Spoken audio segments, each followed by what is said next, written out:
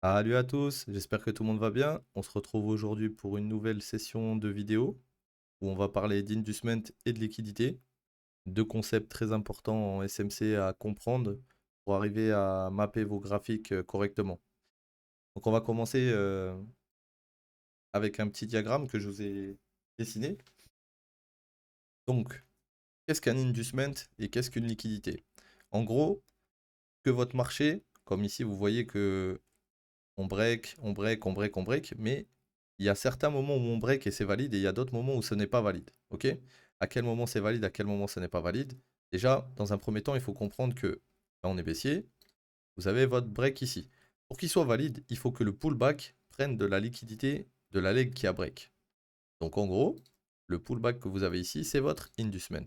Parce que c'est celui qui est juste avant le boss. Et si on aurait continué plus bas, il aurait été plus bas. Mais ça, on reviendra dessus. Actuellement, votre IDM, il est là. Une fois que votre IDM, il est pris, si le marché se retourne et refait un plus bas, c'est à ce moment-là que vous pouvez valider votre structure. D'accord? Donc, ici, précédemment, on était comme ça. On a notre structure qui vient se valider ici.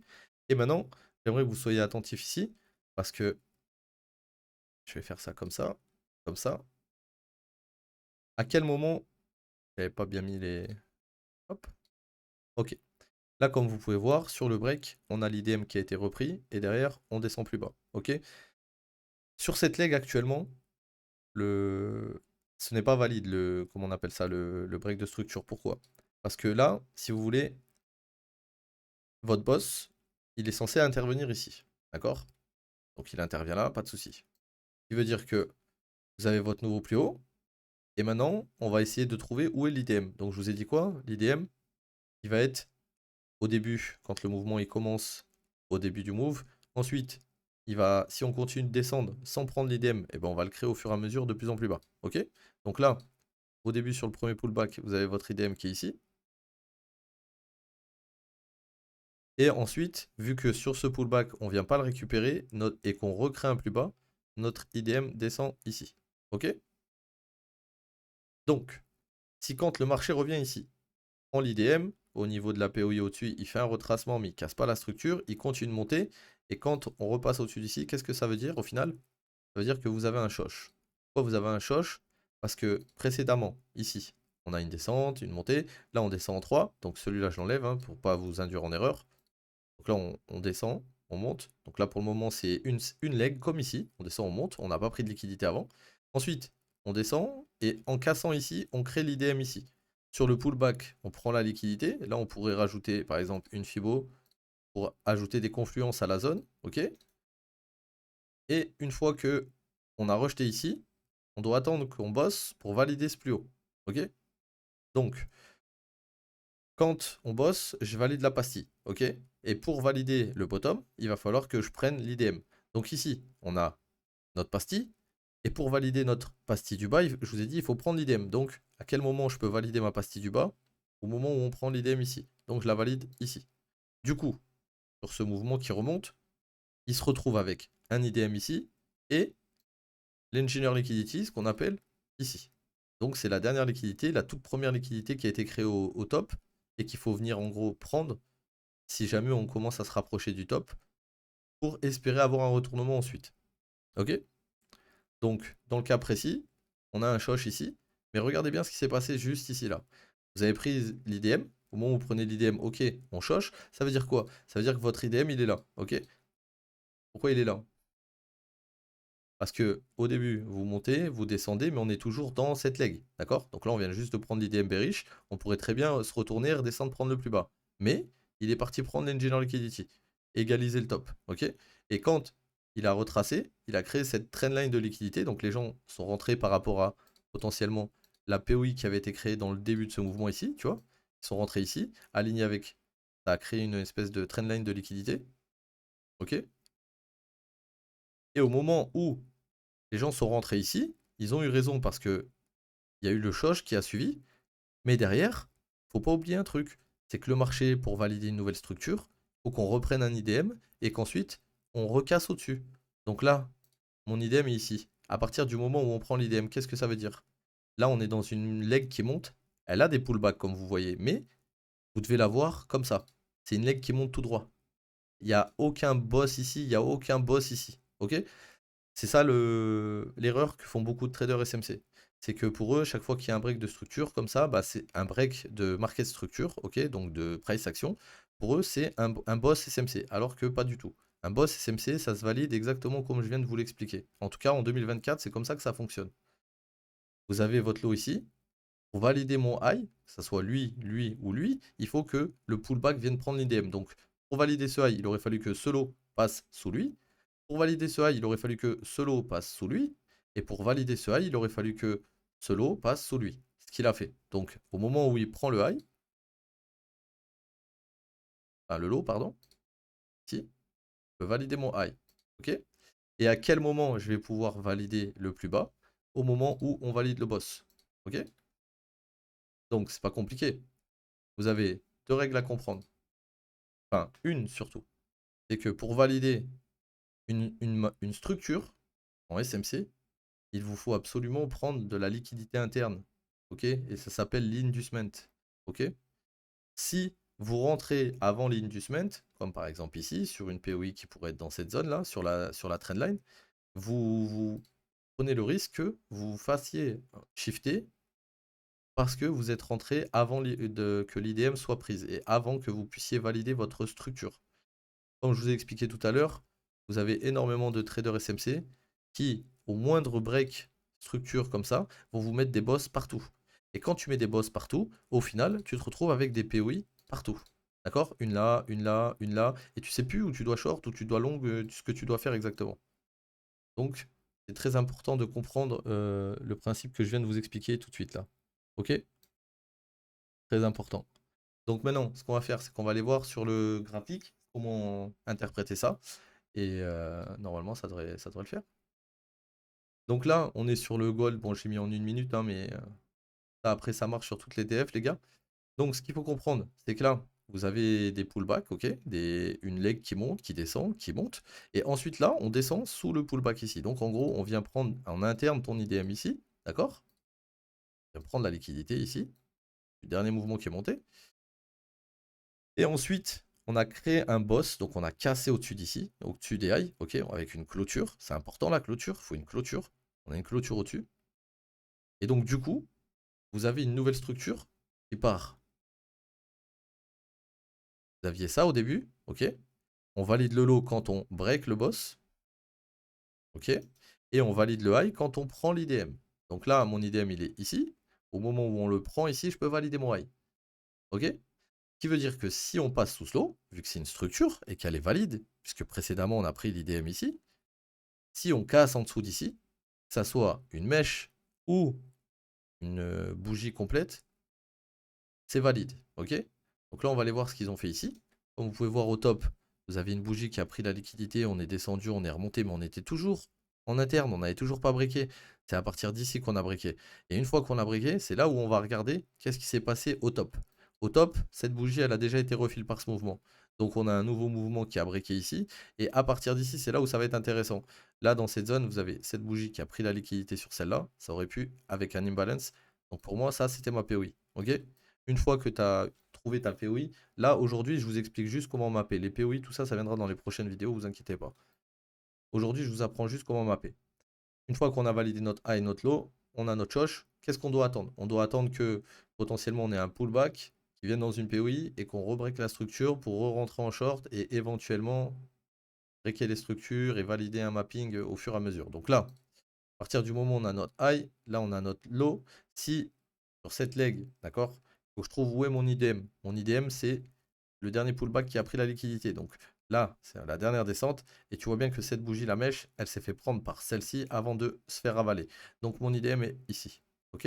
Une fois que l'IDM il est pris, je valide mon bottom. Ok. Là, on remonte. Ensuite, on bloque dans la POI. On descend. On reteste le top. Et là, on rebreak en dessous du lot. Ce qui veut dire quoi? Je peux valider mon top qui était ici. Ok. Sauf que je ne vais pas le valider ici exactement, je vais le valider ici parce que ce mouvement a déjà été refill par ce mouvement. Tu vois, la mèche, elle est déjà remontée dans ce mouvement. Donc j'ai une nouvelle zone qui descend. Et cette nouvelle zone qui descend, comme tu peux voir, j'ai mon IDM qui est là. Pourquoi? Parce que la bougie ici a pris la liquidité avant de descendre. Non, même pas, je vous dis une bêtise parce qu'on était en interne dans cette bougie. Donc tout ce qui se passe ici, c'est pas bon. Il est là l'IDM. Ok, je l'avais bien mis. Donc, je vous ferai une vidéo aussi pour bien comprendre vos bougies. Ça, il n'y a pas de souci là-dessus. Mais ce que vous voyez aujourd'hui, c'est très important pour la suite de votre mapping en SMC. Vous allez voir à quel point ça va vous faciliter la vie. Donc là, une fois que notre IDM il est validé ici, ou ici, hein, peu importe, les deux sont valides, sont dans la même zone, vous devez identifier où est votre top.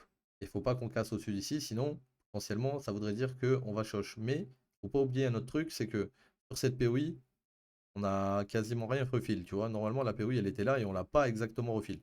Donc on a toujours cette POI qui dort, ok? On n'a pas réussi à repasser au-dessus de cette mèche, venir dans la zone de la bougie qui n'était pas fil. Donc pour moi, cette zone, elle est endormie, elle attend. Ok. Donc là, on a une première zone ici. On avait notre liquidité du coup au-dessus de l'IDM. Donc là, quand l'IDM peut être ici ou ici, comme je vous ai dit, il n'y a plus de liquidité au-dessus. C'est votre IDM et aussi votre Engineer Liquidity. Donc c'est les deux en même temps. Donc une fois qu'ils ont été pris, on peut s'attendre à ce que potentiellement, déjà, on a pris l'IDM, on valide le bottom. Et maintenant, on validera le top si c'est celui-là quand on recassera ce bottom. Là, on remonte dans la POI, tout en haut, ok. Et là, à quel moment je peux valider stop? Au moment où on cassera ici. Là, pour le moment, on est en interne entre ça et ça, toujours entre ça et ça. On mène en interne. Et là, boum, vous voyez que le boss, il a lieu ici. Donc, quand le boss a lieu ici, qu'est-ce que je fais? Je valide le point le plus haut de mon chart, ok. Ça, c'est ma nouvelle leg, elle est descendue, donc je dirais que c'est celle-là maintenant, ok. On est d'accord? On a pris toute la liquidité, on est remonté, on a pris toute la liquidité de cette leg. Quand je dis on a pris toute la liquidité, c'est qu'on est repassé au-dessus de toutes les mèches. Quand on repasse au-dessus de toutes les mèches d'une leg précédente, c'est comme si elle n'existait plus. Ok. Et le fait que ce soit ce mouvement, pardon, soit monté prendre la liquidité de ce mouvement, quand on retrace, on va prendre la liquidité de tout le mouvement qui est monté. Et quand on aura pris toute cette liquidité, donc c'est-à-dire quand on sera repassé ici, en dessous d'ici, ce mouvement n'existe plus. Et c'est ce nouveau mouvement qu'on regarde parce que ce mouvement aura pour but de chasser le nouveau mouvement. Et une fois que tout est chassé, ben rebelote. C'est ce nouveau mouvement qu'on regarde. Et dès qu'il casse, ben, sur le retest, on regardera le mouvement qui descend. Donc là, on a le mouvement qui descend. Là, vous voyez qu'on a un beau pullback valide qui peut nous servir d'IDM ici. Ok. On est venu mécher un peu au-dessus ici dans la POI. On est redescendu prendre l'Engineer Liquidity Bullish avant de range un peu, range un peu. On est revenu dans la zone d'ici. Et là, on a recassé en dessous. Donc là, qu'est-ce qu'on a fait au final? On est descendu. On a repris l'IDM ici, on valide le lot. Ok. On est remonté ici. Et on a validé le lot ici. D'accord? Donc, on voit bien que ici, c'est venu être refil par ça. Et ça a été refil par ça. C'est ça que je veux dire. Quand je dis que ça a été méché, enfin, la liquidité, elle a été prise. C'est-à-dire qu'on regarde plus, et on est par là, là. Ok? Donc, mon A, il serait par là. Et mon nouveau lot sera valide quand j'aurai pris cette IDM ici. Parce que cette bougie a pris la liquidité avant de redescendre. Donc, le lot, il est valide ici. Maintenant, qu'est-ce qui se passe si jamais on repasse au-dessus de cette boule? Déjà, il faut comprendre un autre truc, les gars. C'est que depuis tout à l'heure, on fait un mapping qui est parfait, ok? Mais regardez bien ce qu'on est en train de créer. On est en train de créer une grosse trendline de liquidité. C'est-à-dire que à chaque fois qu'on vient la toucher, on redescend. On vient la toucher, on redescend. Donc, mon mapping est juste, mais à un moment donné, ça, c'est le premier mouvement. C'est-à-dire, ici, on a une div. Ça, c'est le premier mouvement qui suit la div. Et à un moment donné, tu vas avoir le pullback qui va venir retester, enfin, reprendre toutes les liquidités que tu vois là, là, pour ensuite faire le grand mouvement. Donc là, on sait qu'on a cette liquidité qui attend et que si là, le boss, on valide en dessous et qu'on recasse au-dessus, bah pour nous, c'est un choche et on s'apprête à ce qu'on vienne chercher les liquidités de la trendline. Ok? C'est exactement ce qu'on a vu sur le diagramme juste avant. Ok? Donc là, le mapping, il est parfait. Vous avez vos bulles, elles sont parfaites. Si à chaque fois, vous prenez par exemple une fibo entre votre high et votre low, vous allez voir à chaque fois, ça va souvent et même quasiment tout le temps matcher avec les 61,8, 78,6.